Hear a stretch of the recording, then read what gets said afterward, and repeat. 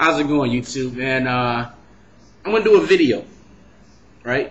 And this is something that I think that is much needed, especially in times of economy, because I say that people have lost that kid-like behavior when it comes to making money. Remember, let's just think back for a second when you was a small kid. There were many ways you could dream up to making money. See, a lot of us as kids, we've all had the lemonade business. I didn't have a lemonade business. I picked pecans. I had a lawn service. Then after the lawn service, I picked up cans. This was kind of my hustle before I was, before I was like into a teenager. My mom didn't let me work when I was in high school, but I had ideas to make money. I've always had money in my pocket as a kid, But a lot of people are asking me, hey, how is it? Where do we start when it comes to making money? I have, there's one guy, I want to give a shout out to Ken Master. Hopefully you don't mind me using the example, but this is a real life example. He said he has the talent as a machinist, and he's able to do almost anything out of raw metal stock. But thinking of something new to make that has not been done is a hard part. Now let me stop you right there. You said thinking of something that has not been done is the hard part. Now I want to address just that sentence right there. And I want you, Ken, to never forget this statement. Don't invent, reinvent. And what I mean by that is this. Why think of something that has not been made? Why not pick something that is made and make it better?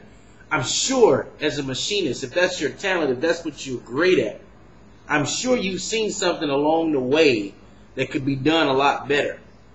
And maybe you've had that idea in your head of something that could be done a lot better, but you didn't have the courage, or you felt you didn't have the money to put things together. Now I'm going to give you one example. And I should, the things I give out sometimes, I kick myself. I'm like, I should bottle these things up and put it in something to sell it. But you know what? One day, I don't mind. This is to help people, and one day it may be bottled up. But this is to help people. Let me tell you something. Now, let's say you have an invention, or you have an idea on something, and you feel, I don't have the money to produce these things or whatever. Let me ask you one question. Do you got $70 in your pocket? And you may ask, well, what do I need $70 for? Let's say you have a small product, and all you need to do is make a sample, a prototype, a sample. Once you make that sample, right, don't make any more. Yet, if you have a product that is great, and you make a sample, and you deal with China, let's say hey, look, I can't afford to do the sample in the U.S. I want to make this sample, and I want to get this done in China. And you link up, right? All of a sudden, you spark interest by introducing them to the right people that the product needs to be introduced to. Everybody has a demographic. Okay? I'll explain it like this. Hot Topic, for instance, is a store that doesn't cater to everybody. Everybody's not going to shop at Hot Topic. But Hot Topic has an audience, and they put a store in there's probably not one mall you can go to in the United States that's a major mall that doesn't have a Hot Topic, because they are covering that demographic. The same thing with a product. If you want to make a product, you got to cover a demographic. You have to ask yourself, who's going to buy this? What do they look like? What do they smell like? What do they watch on Sundays? Who are these people? Because once you find the people that you want to sell your product to, then the rest is done. Because let's say, for instance, I make the sample, and I got the sample together, and I only had $200 in my bank account, but I've spent $70 on making this product. Now all of a sudden, I need to go show this product to somebody. If I don't have the money to do it, let's say, for instance, the product had something to do with the home. I'm going to go to a home and garden trade show. And you may ask, well, I only have $300. It costs at least $1,000 to put this in a home and garden trade show. Now I'm going to spark interest with somebody who is a what you call a not a distributor. I don't know the proper term for this one. But let's say you say, hey, I'm looking for somebody to invest in a trade show. You are going to make money from my product that I put out as a sample. We're going to spark interest. Once the sales at that point have originated from that sample, then I'm going to do my production. Let's say the production is done in China, and then I'm going to fulfill the order. But notice something. You haven't spent any money but the $70.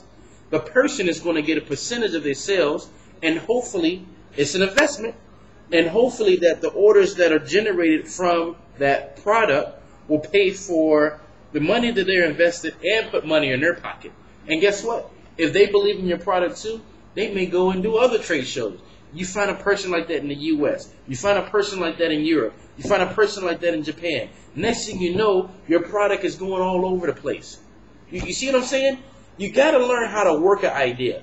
A lot of times we count ourselves out because we say, I don't have the money for this. I can't get this together. Guys, I guarantee if you took out a piece of paper and sat there without fear, if you sat there without fear, you could figure out a way to put your resources together to make things happen. The only thing, and the only person that is getting in the way of us fulfilling the dreams is us.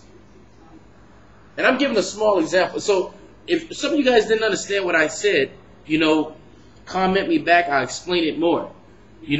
I've done scenarios just like that. But yeah, I mean, guys, it's simple. I'm telling you. You don't have to have a lot of money to start a business. All you need is a good idea and motivation, and never quit. Because when you make mistakes, guys, those are learning curves. That's a learning tool once you make a mistake. So, Kid Master, I hope I kind of giving you an example of, hey, you always have an option. You just gotta look, you gotta open your eyes, and it's there. So that's for you, Kim Master. Like I said, if you have any other questions or anything, please comment. So until next time, guys, signing off.